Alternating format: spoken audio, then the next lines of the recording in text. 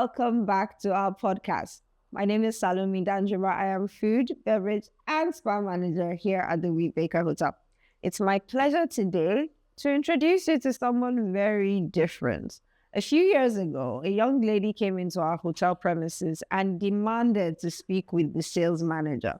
At the time, I happened to be the sales manager, and in my office, I was rolling my eyes like, what again, Lord? Just for me to come out and meet this person who was telling me, why are you using plastics? You have to be using paper. I'm like, yes, we've actually been looking for a paper supplier. And with that little introduction, I met Franca Obialor, who is the CEO, managing director of her brand, Allor Consults.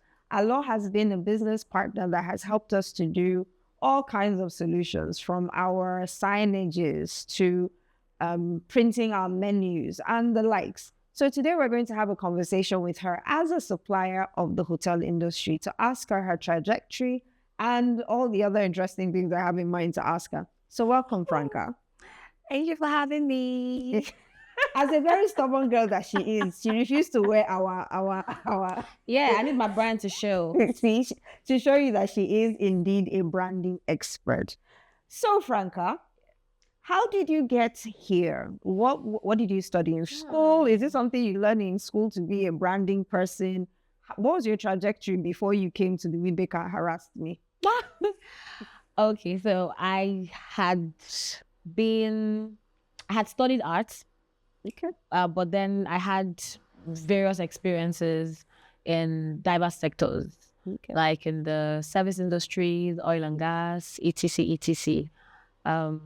I was growing my career. I was a typical 9-to-5er, and I loved what I did because I had experience as a BDM, business development manager. I was doing client services at some point. I was handling social media, so I gained various experiences, which of course I am, using them now, right? So for my transition into branding, it was in many ways divinely orchestrated, if I can use that word, because I never foresaw it. But now looking in hindsight, I just saw how, different things were just happening and it was making sense. So say, for instance, the last place I worked, they were downsizing and they were laying off staff at some point. So although they called me back, but I just felt like it was time for me to do something bigger. I didn't know what it was at the time, but I just knew that there was just so much more I could give, right? Because I'm multi-talented as far as I'm concerned. So I felt like, I had different, aspects. And again, because of my background in arts, I just felt like I love creating, I love building, I love, visual communications and all of that. So I said, okay, you know what? I think it's time for me to do what I love to do, right? And with the help of a friend of mine who was doing signage at the time, we decided to partner. So I gained skills because I didn't really know what signage was. I thought it was just, okay, I love this design and all of that. But then the business side of things, I needed to understand the materials, the methodology, the scaling, the sizing, and etc. So I had to even read, study, and just expand my horizon so that I could understand the business side of things. And it helped. And voila. That's been the journey. But it's, like I said, it was divinely orchestrated. And I'm really, really happy doing what I'm doing now, because I love to help brands get seen, brand, and also help them even see beyond what they are seeing. It's not just about what they're seeing now, it's what's possible, right? So the entire process from conceptualization to production to installation and even post-installation, so it just gives me joy seeing their businesses out there, telling stories and, just being a part of their business success story. So absolutely. One of the last projects that we did that was of scale was our coffee shop. Oh, in our coffee shop, we did so many things. We printed our menus, you did our menu binders, you helped with the QR codes, but you also did our signage. And I feel like our at least speaking from where I stand, I really love our coffee signages. I feel like from the moment it was hung up, it made the project feel real. Different. Yes, Yes. it made the project feel real. Because Yes. up until that point, it was still a lobby. But the moment that coffee was put together, it's like it cemented it and made it concrete. It no longer was an idea in our heads. It now felt very real. I don't know why I'm getting emotional. And that's the thing. And that's the good thing about branding. It's not just, I keep telling people, branding is beyond colors. It's beyond design. It's actually the experience people have when they come to your space. It's timeless. It's something that lives, in them, with them, after them. They keep on, like, they leave your space. They go to tell people, oh, I went to this space and I just love the ambience. There's just something about it. So it's that experience, right? So people should just look at branding, not just for, the basics. It's bigger than it. It's emotional, actually, right? The connection you have with people. So that makes perfect sense, because now, at least in the hospitality and the hotel industry, we've moved from return on investments. And for a while, people started talking about return on experience. Right. But very recently, people have started talking about return on emotions. And that's a thing.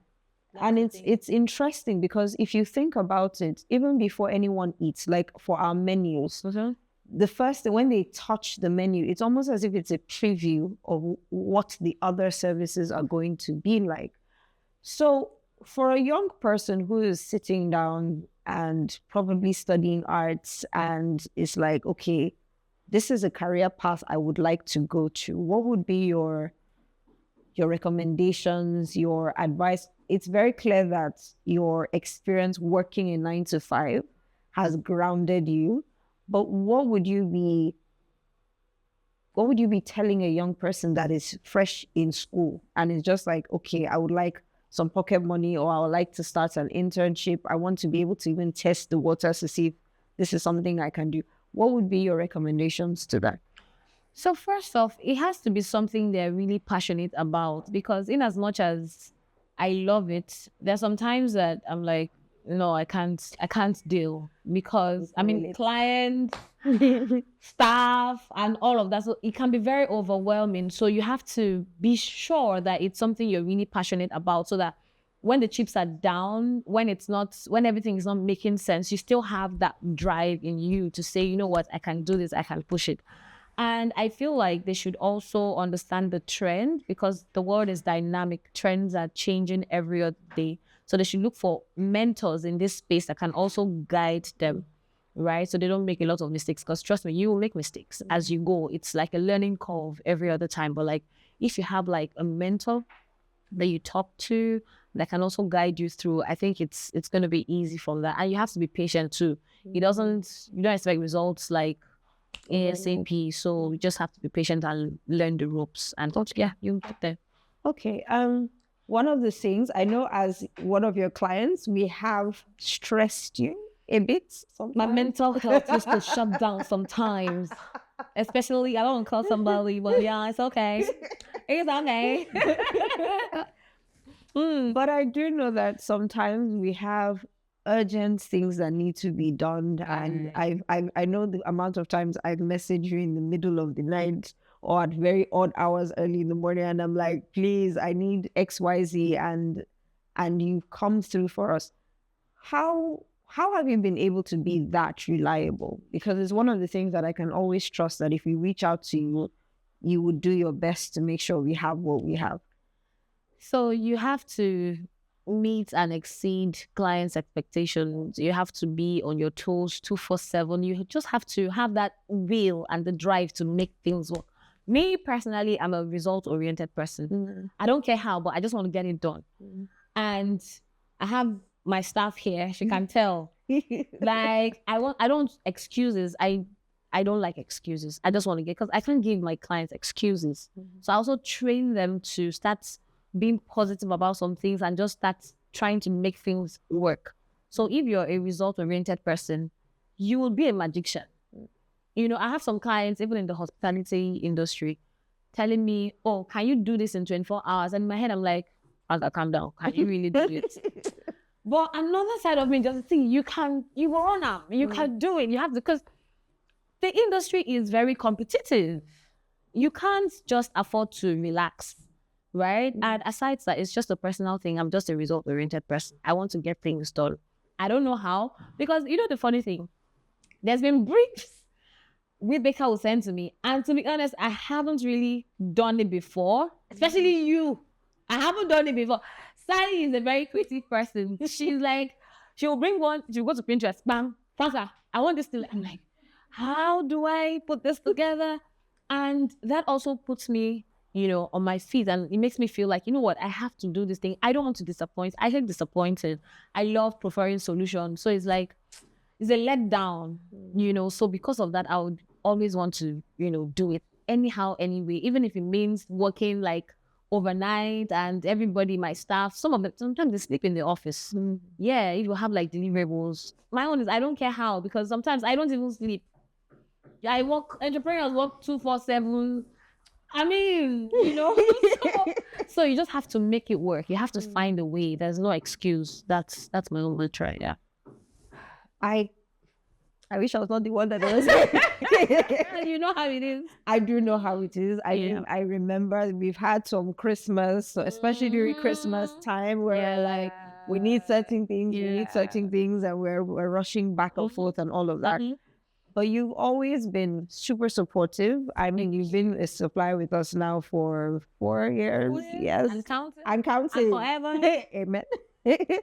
And it's interesting to see all the things that we've been able to produce together, from Christmas boxes to QR codes to, we're even doing a slum book. For our staff. We're doing a yearbook with all our staff in it, and you're assisting us with that. So, what does it feel like working with, because you've pointed at it, working with people that are super creative, and how do you manage the chat? Because I'm guessing there would also be a challenge with materials, that you don't always have the right materials available. How do you bridge that professionally? Okay, so it's a matter of also looking for, like I said, solutions. If a certain material is not available, you can ask, there's option A, option B, option C. The whole idea is to get it to work, regardless of, you're not compromising on quality, but you're telling them that, okay, so this is not feasible at the time because market forces, it's not available, it's scarce. However, you can, go ahead with option B, option C, option D, and just make it work. And at the end of the day, it turns out really well. True. True. Yeah. So as a woman in this industry, I remember once seeing you with a hard hat, and it's like your team were climbing up scaffold. I used to climb scaffold. Yes, when I started my business, I was climbing scaffold. They have to tell me, you can no longer climb scaffold. It's wrong, because I am daring. I want to, what a man can do, a woman can do. Clock it. So I would always want to be climbing scaffold just to help, like, assist my installer to hold. But they said, no, you can't be doing that. So I had to, like, sorry to cut him, but yeah, I remember those days. I'm like reliving moments, because I stopped. Oh no, I'll be next thing. I've gone up, like, it is well. Okay, so it's very clear from your response that being a woman doesn't restrict you in this industry. I even love it. It's challenging, and I love it.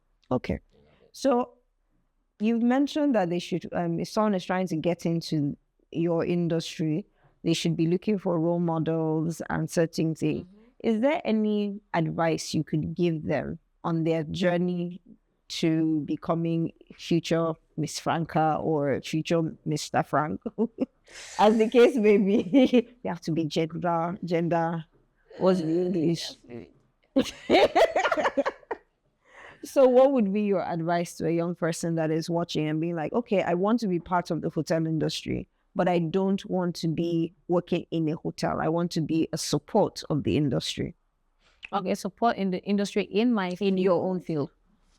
Okay, so they have to first off look out for companies that do what I do, like law consults and we are open to internships. They're open to right? Because send her a message. Send me a message. We're on Instagram, Allo Consults. My name is Franca Obialor, Miss Frankie, Miss_Frankie. So you just shoot me a message and we'll see how we can work together. Thanks to my DM. Are you on LinkedIn as well? Yes, Franca Obialor. So on Allo Consult. Allo Consult on LinkedIn. Get that internship. Yeah. Okay. Let's do something. Yeah.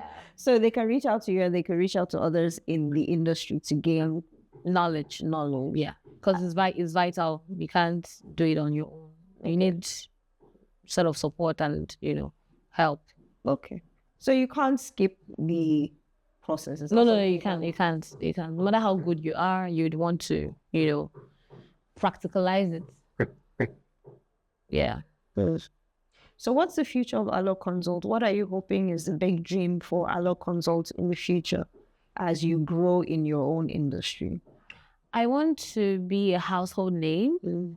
And, it's just amazing when you're driving down, maybe coming from the mainland to the island or just on the island or wherever, and you're seeing signages done by, let me personalize, and I'm seeing signages done by me. I feel really proud of myself. So I want small, medium, large scale enterprises, I want everybody to have something to do with me. I want to be able to have serviced all industries, everybody, so when I'm walking down, I'm like, oh, I did that. So just being a household name, really, and of course, establishing different branches nationwide.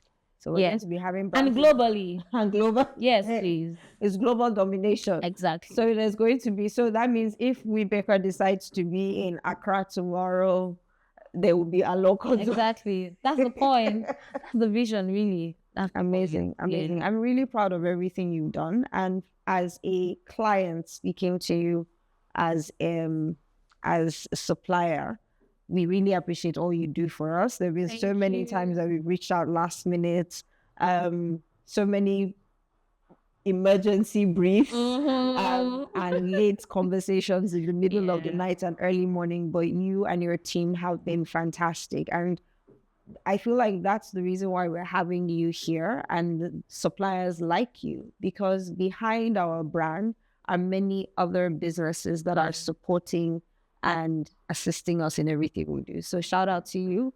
Super well done. Thank you so much. And thank you. It means a lot. Thank you. It really does mean a lot. And you guys push me into becoming even a better version of myself. And you don't know that, especially when you come with your briefs that I've not done before. I'm like, hey, sorry again, how do I? So, but it pushes me. Like, I'm like, okay, this is possible. Okay, let me just say this real quick. There was a box. Yes, I'm going to talk about that box. I've never done any. Of course, I know I can do it, but like that pattern was so unique. And, you guys reached out and said, oh, you wanted to do it. And we did it eventually. So I just said, you know what? I can be doing this as a souvenir to my other vendors. And it had really, it's been amazing so far. So, I mean, if you guys did. So it's like a give and take, really. Your ideas also inspire me to do much more. So, yeah, it's a good thing. So thank you too. See? So this is super important in our industry. I think it's important for every business to know that it's a win-win situation for both businesses. Exactly. And supporting your suppliers is a way of supporting yourself at the end. Miss Franca has given you all the places to find her. If you're looking for an internship, please reach out to her. Yes. Find that opportunity and keep growing, keep learning. We look forward to seeing you in the next episode. Thank you. Thank you, guys. Bye.